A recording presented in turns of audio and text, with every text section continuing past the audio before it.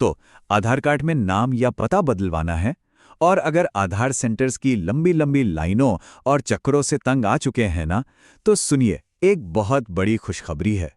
सोचिए, अब ये सारे काम घर बैठे बैठे सिर्फ अपने फोन से हो सकते हैं। चलिए देखते हैं ये सब कैसे होता है। याद है वो आधार सेंटर की लंबी लाइनें? अरे हम सबने वो झेला है, घंटों का इंतजार, और वो भी बस एक छोटे से अपडेट के लिए। मतलब पूरा का पूरा दिन चला जाता था। पर अब ये सब पुरानी बातें होने वाली हैं। तो देखिए, एक तरफ था वो पुराना तरीका, मतलब सेंटर्स पर जाकर घंटों लाइन में खड़े रहो, और दूसरी तरफ है ये बिल्कुल नया तरीका, घर पर आराम से बैठो और अपने फोन से ही बस कुछ ही मिनटों में सारे अपडेट्स कर लो। सच कहूं तो ये कोई छोटा मोटा बदलाव नहीं है, ये तो एक असली गेम चेंजर है। तो फिर इस पूरी परेशानी का हल क्या है? वेल, इसका हल है एक नई सरकारी ऐप।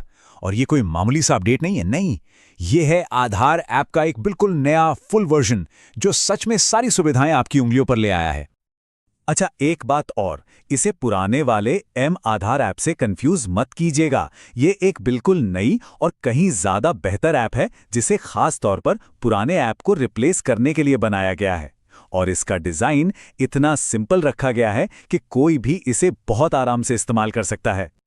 तो आखिर इस नए ऐप से मिलता क्या क्या है? देखिए, सबसे बड़ी चीज जो मिलती है वो है आज़ादी। मतलब अब कहीं से भी किसी भी वक्त अपना आधार अपडेट किया जा सकता है।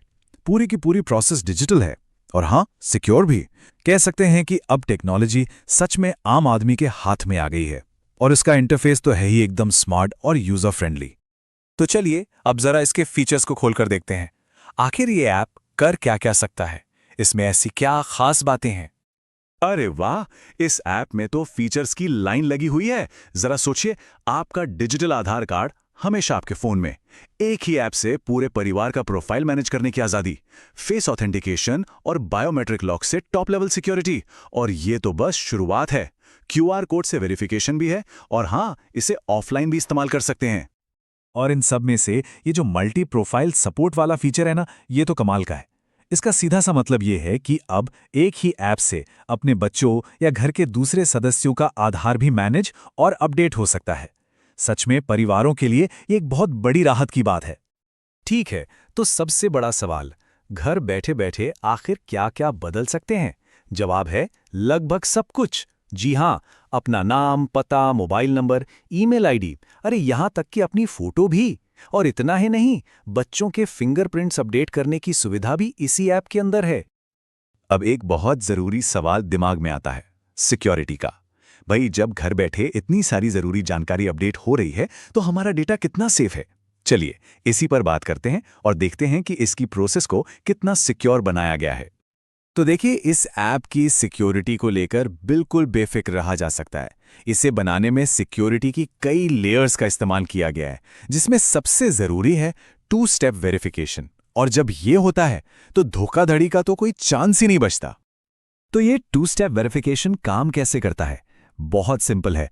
सबसे पहला स्टेप, आपके पुराने रजिस्टर्ड मोबाइल नंबर पर एक ओटीपी आएगा, और दूसरा स्टेप, आपको ऐप के जरिए अपना फेस वेरिफिकेशन पूरा करना होगा।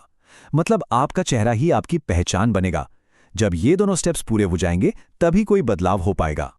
यहां पर एक बात गांठ बांध लेनी है जो बहुत जरूरी है। इस पूरी प्रोसेस को शुरू करने के लिए आपके पास अपना पुराना वाला रजिस्टर्ड मोबाइल नंबर होना ही चाहिए, क्योंकि जो पहला ओटीपी है वो उसी नंबर पर आएगा, और उसके बिना आगे बढ़ना नामुमकिन है। तो अब जरा बड़ी पिक्चर देखते हैं। ये सिर्फ एक ऐप नहीं है, नहीं, ये उससे कहीं ज्यादा है।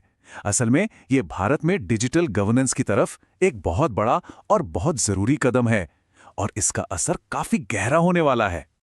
देखिए, जैसा कि डीडी न्यूज़ के एक संवाददाता ने भी कहा कि जब हम डिजिटल गवर्नेंस की बात करते हैं, तो उसका ये बेहतरीन उदाहरण अब हमारे सामने है, और ये बात 100% सच है।